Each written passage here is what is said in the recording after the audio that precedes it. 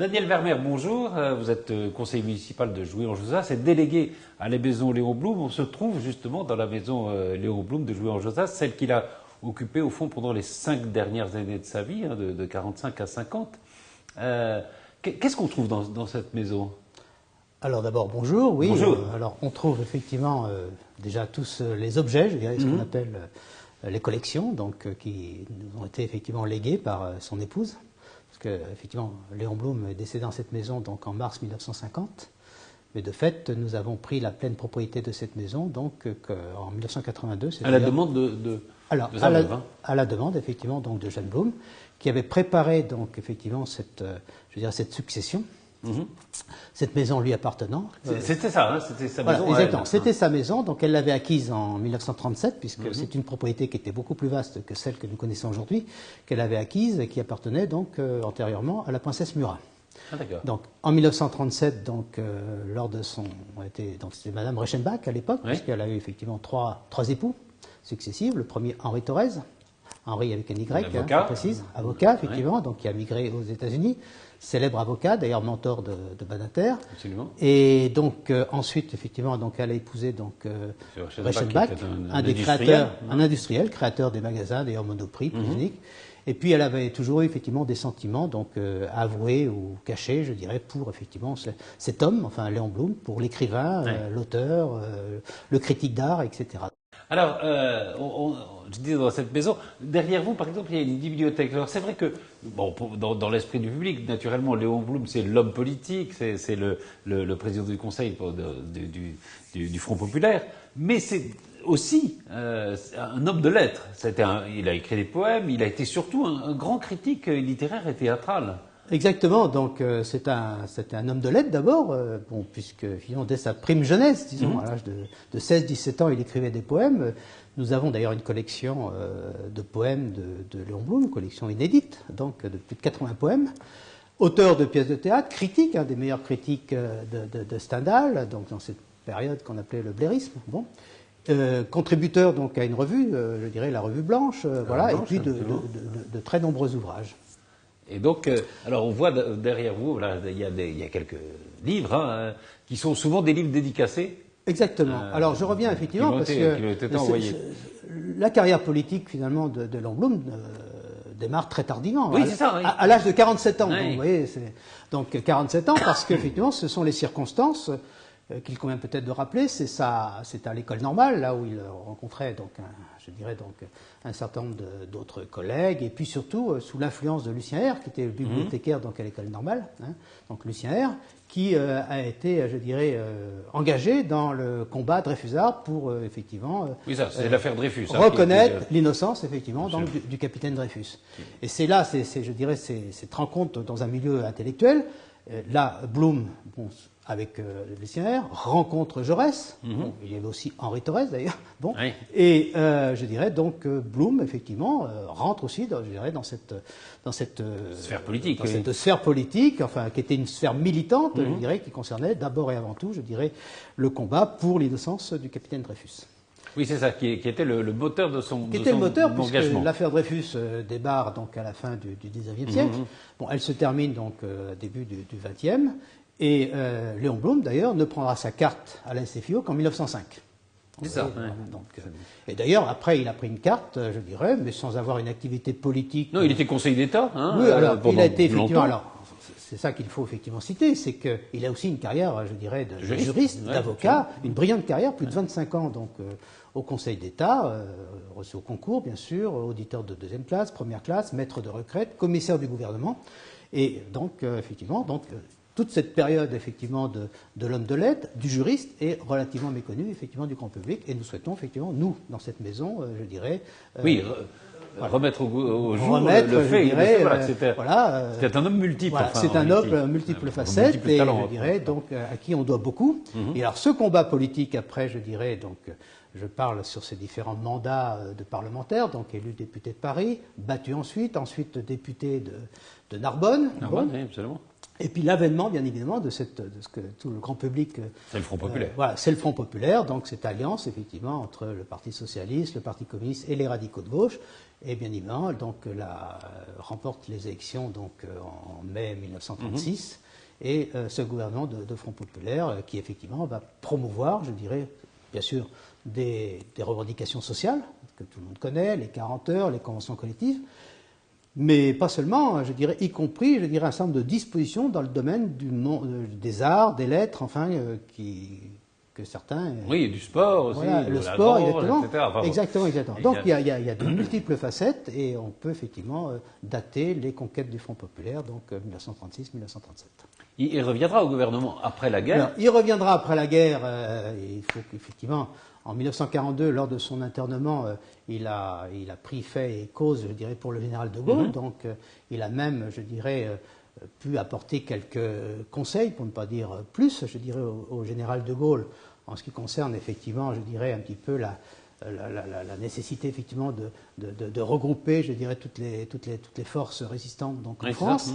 Il s'est rallié donc au général de Gaulle et il l'a même conseillé puisque, en particulier, il a même fait valoir le général de Gaulle auprès de Churchill et d'Eisenhower qui ne voulaient pas reconnaître forcément le général de Gaulle, je dirais, y compris après l'appel du 18 juin. Voilà. Et surtout, il disait effectivement aux Américains, surtout ne faites pas appel aux hommes de Vichy en Afrique du Nord. Et à la suite, effectivement, et de Gaulle lui rend d'ailleurs hommage, y compris dans ses mémoires, dans le tome 1 de ses mémoires. Et on peut effectivement ajouter que De Gaulle lui a proposé d'ailleurs un poste de ministre d'État dès sa libération, dès son retour de Buchenwald, qu'il a refusé parce qu'il était fatigué. Donc, voilà. Il reviendra au gouvernement. Alors, il reviendra au gouvernement, je dirais un gouvernement transitoire qui a duré 6 semaines. Bon, je dirais le temps que les différents arrangements politiques se fassent. Voilà. Alors, il habitait déjà à Georgetown. Alors, qu'est-ce qu'il faisait ici? Alors, qu'est-ce qu'il faisait ici? Alors, bon. Il a beaucoup écrit quand même, non? Alors, il a beaucoup écrit. Alors, déjà, il écrivait tous les jours. Oui. Je dirais donc des éditos pour le Populaire. Journal Le Populaire. Le dernier édito qu'il a écrit, c'était la veille de sa mort, donc le 29 mars. Jusqu'au bout, donc. 29 mars 1950. Alors, dans cette maison, surtout, il écrivais. Oui. Il recevait beaucoup de monde. D'ailleurs, je dirais, la presse de l'époque, et même les plus anciens d'entre nous, à Jean Josas, je dirais, l'avaient baptisé le pape ou le sage de Jean Josas, puisqu'effectivement, il y avait un défilé de voitures automobiles à l'époque, en 1945 et 1950, de ces fameuses tractions. Oui, qui venaient consulter le sage de Jean Josas, voilà, pour... Vous savez, à l'époque, c'était un peu les combinaisons politiques étaient un petit peu délicates et laborieuses. Dans les témoignages des gens qui ont pu peut-être le côtoyer, on le voyait. C'est un homme qui était très très très abordable, hein, donc alors très abordable parce que aussi il avait transcendé justement tous les courants politiques avec une conviction profonde qui était la sienne en tant que socialiste. Bon. Mais je dirais, il était reconnu, je dirais, par diverses sensibilités, et aussi bien. Alors, je ne parle pas de la période avant du Front populaire ou même avant 1936 où là il a été victime d'une campagne horrible, affreuse antisémite. Hein. Bon, ça a perduré quand même un petit peu. Il faut le rappeler. Donc c'est un sujet d'ailleurs qui. Oui, il y a des mots très très durs. Oui. Des mots très très durs. Et comme c'est aussi un sujet d'actualité, je dirais donc c'est un combat qu'il faut mener de façon permanente. Cela étant, en cette qualité de sage, il recevait effectivement beaucoup de monde. Il donnait des conseils. Alors le côté, pour répondre à votre question, le côté abordable, je tiens d'ailleurs à le préciser au passage. On avait 2 maisons de la Shoah, par exemple ici, où il y avait des enfants donc orphelins. Donc, par exemple, tous les dimanches, il invitait quelques enfants ici, dans sa maison, avec Jeanne, je dirais, pour leur offrir un petit goûter, je dirais, enfin, orange. Enfin, d'accord. Alors, passons maintenant à ce qui va se passer dans cette maison, parce que le mairie de Jouy-en-Josas essaye de faire vivre cette maison. Évidemment, ça coûte cher. Voilà, très cher, effectivement. Donc, la culture, ça coûte cher et ça rapporte, mais pas forcément, je dirais... Pas tout de suite. Pas tout de suite. Donc c'est un investissement intellectuel, culturel, et dans le projet de la municipalité, effectivement, donc c'est de faire revivre cette maison, de la revivifier. Alors, on a déjà réalisé une première phase donc, de travaux, c'était des travaux, disons, très précis, de protection de cette maison, le clos et le couvert. Et le projet de la municipalité actuelle, donc ça c'est la deuxième tranche, effectivement, c'est de permettre effectivement donc un accueil plus important des publics. Je dis bien des publics parce qu'effectivement notre objectif c'est de faire venir un public jeune. Bien sûr. Bon. Et pour ce faire, nous avons besoin effectivement donc de réaliser un certain nombre de travaux d'aménagement, réaliser également une salle d'accueil pour qu'on puisse effectivement y installer aussi bien les personnes, les seniors que les jeunes, je dirais, élèves, de façon à leur présenter la maison, l'histoire de Léon Blum, pour leur faire visiter une maison qui reste quand même petite dans ses dimensions, qui reste dans son jus, comme on dit. Qui est une maison d'habitation, voilà. Qui est une maison d'habitation, et qui est une des rares maisons, je dirais, d'hommes d'État, parce qu'il y en a très peu finalement, et de faire connaître effectivement donc, tout ce que je viens de vous citer, enfin, sur la vie de Léon Blum, depuis, je dirais, sa naissance en 1872 jusqu'à sa mort en 1950. Alors, pratiquement. D'abord, le 11 juin, il va se passer quelque chose. Alors, le 11 juin, il va se passer effectivement un événement. On a effectivement fait en sorte, effectivement, pour trouver les moyens de financement, donc de sensibiliser un certain nombre d'acteurs. Alors, on a effectivement donc des bailleurs de fonds publics, le Conseil général, le Conseil régional d'Île-de-France, l'État, bien sûr, au travers du ministère de la Culture, la DRAC, Monument historique, Musée de France. Donc, tous ces financeurs publics, je dirais, bon, effectivement, ils ont des lignes, mais cela ne suffit pas, je dirais, pour réaliser l'objectif de la municipalité et financer la totalité du projet. Donc vous faites appel au public. Voilà, donc on a décidé effectivement de faire appel au public et utiliser, je dirais, la loi Ayagon, enfin sur le mécénat donc, culturel en particulier. Et nous avons, le 11 juin, pour répondre précisément à votre question, le 11 juin, nous allons signer donc une convention avec la Fondation du patrimoine qui relaie, en quelque sorte, cet appel aux dons et aux mécènes. D'accord.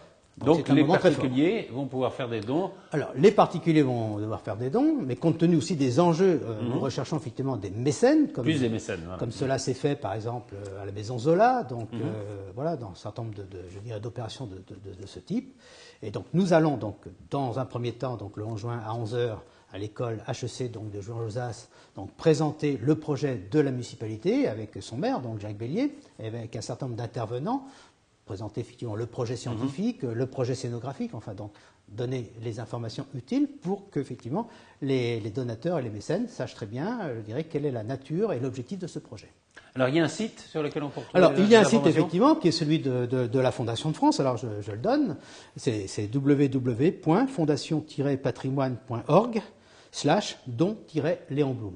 Voilà, donc là, on trouvera tous les si vous allez sur le site de toute façon de la Fondation de France, vous allez retrouver tout de suite les informations utiles. Et puis, bien évidemment, nous avons une chargée de mission, je dirais, donc à la mairie de Jean-Josas, en la personne de Mme Boyer, qui est tout à fait à même, effectivement, de répondre aux donateurs potentiels, aux mécènes. Et bien évidemment, nous les attendons, je dirais, les bras ouverts. Merci beaucoup, Daniel Vermeer. Merci, monsieur.